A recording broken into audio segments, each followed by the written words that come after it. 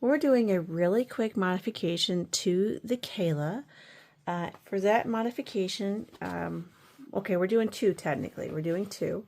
The first one involves the main bottom panel and this fun piece of artwork.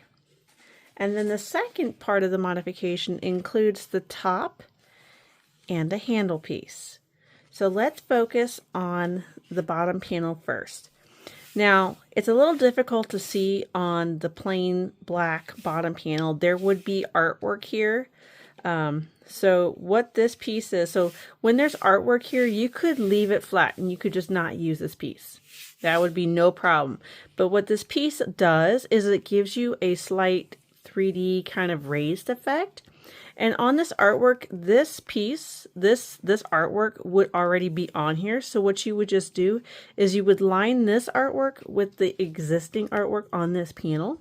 And you would just use a little bit of double-sided tape and just gently line it up on the panel.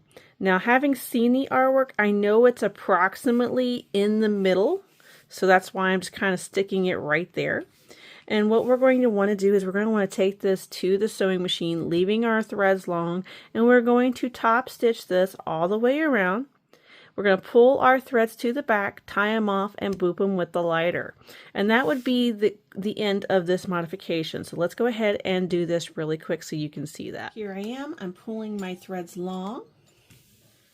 Since I'm pulling my threads long so I can pull it to the back, it doesn't really matter where I start. I'm just going to top stitch 1/8 of an inch all the way around.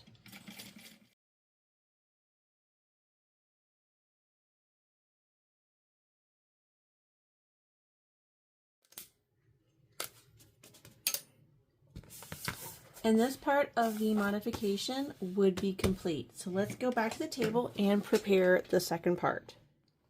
For this part, you need a ruler, some double-sided tape, and obviously the handle piece.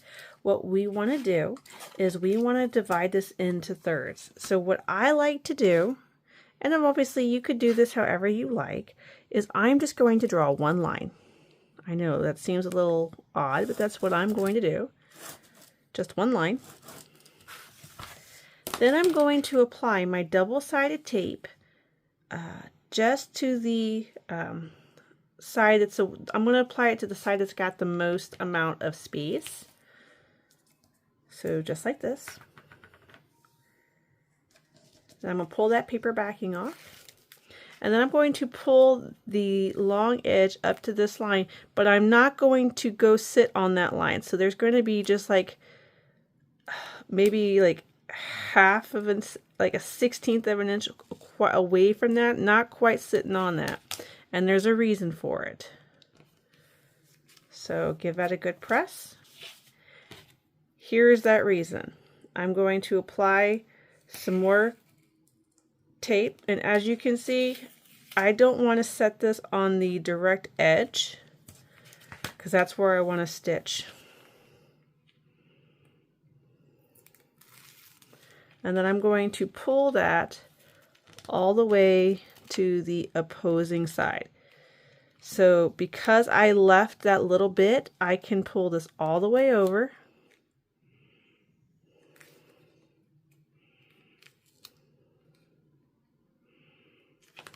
I can give that a really nice stitch. And that's not going to, that tape's not going to be in my seam allowance. So what I can do now is I can top stitch this at 1/8 of an inch all the way around. So I'm going to go ahead and give this its top stitching. I will go ahead and back stitch.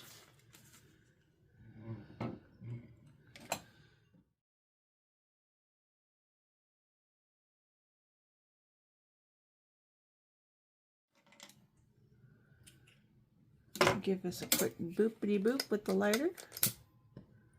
Boopity boopity boop. All right. Now, if for some reason you've got just a little bit of overhang, so I've got just a tiny bit of overhang here from the underside, I'm going to just give that a quick trim so that's evened up, and do the same thing on this side. right. If you wanted to, you could edge coat that, but I'm not going to. It's too small of a space to waste my time, energy, and paint. You're going to grab your top piece, and what you're going to go ahead and do is find all of your center marks, just like you have to do for the regular Kayla pattern. Now this part is really up to you. You can do this two ways. I'm going to show you both those ways. You can sew it on, or you can just rivet it. Up to you. Or you can sew and rivet. Whatever. 6 of one, half dozen of another. It's your preference. I'm not going to tell you you're wrong, or at least not today anyway. What I want is this. All right. I am going to draw on this. You don't want to draw on yours, but I want to draw on mine so you can have a good visual representation. You want to have at least 1/4 inch away from your edge, and you want to be able to see what I'm drawing. And that pen's not going to work. Okay, of course it wouldn't. Why would it? Because it doesn't like me. Excuse me. You want to stay out of the seam allowance, so that's at least 1/4 inch.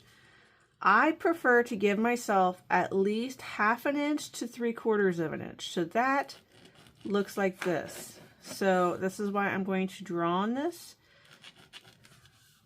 so that you can have a visual representation. This is entirely, I would not draw on the, I would not be drawing on this if this was pretty art.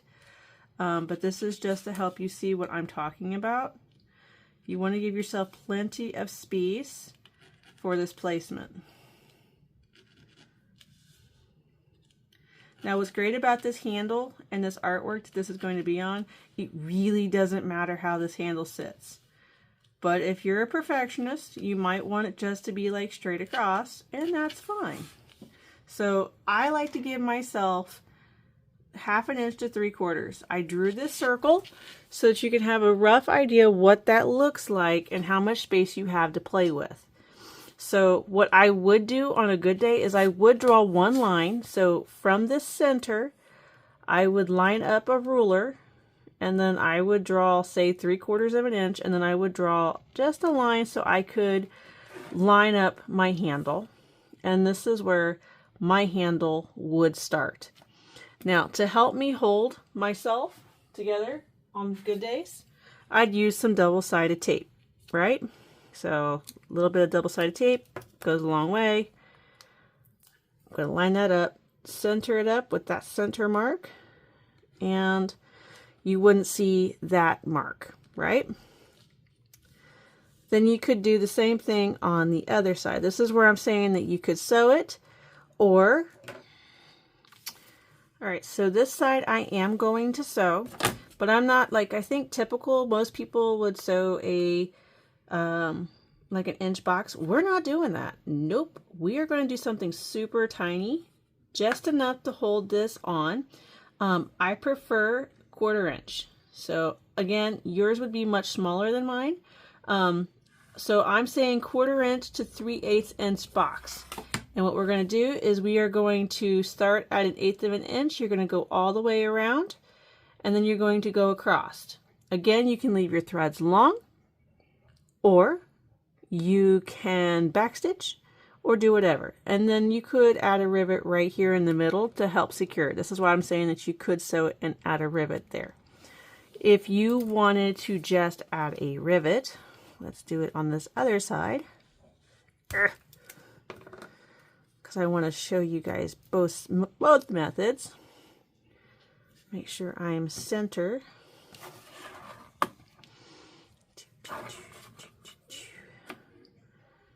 There's my 3/4. All right.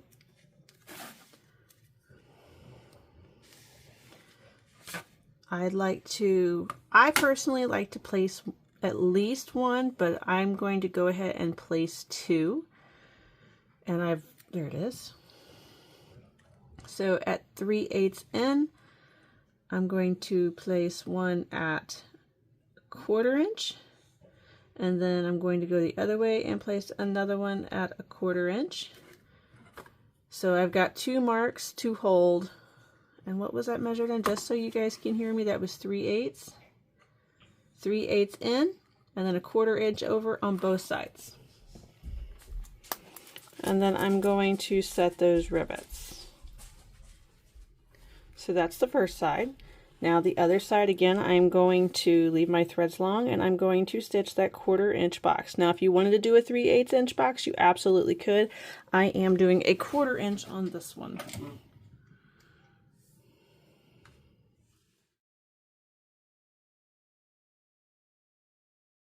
And tie those off.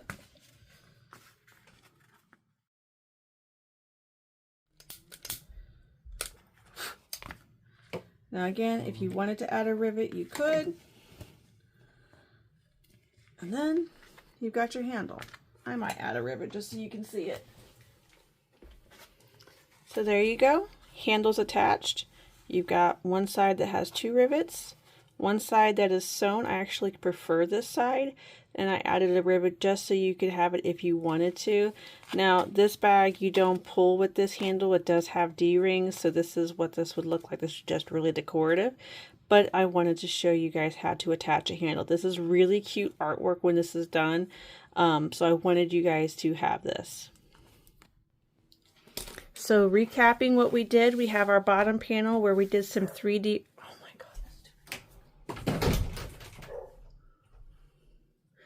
We did our bottom panel where we have some 3D art. We just left our threads long, top stitch, and tied them off in the back. And then we attached a handle where I showed you 2 different methods to attach it. The handle is top stitched all the way around. It is 3/4 inch in, so you have plenty of room for your seam allowance. And then my preferred method is actually sewing a 1/4 inch or 3/8 inch box and adding a rivet, but that's my preferred method. You can do what you like. So from here you could actually finish the Kayla pattern the way that Danielle St. John does the video. This is just a quick sew and modification. So thank you for following along with Nefarious. So for now, ta-ta, and I'll see you around.